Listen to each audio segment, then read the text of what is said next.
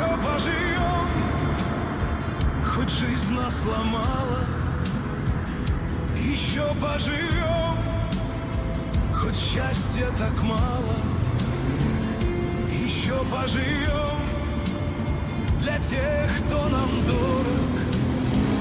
Еще поживем.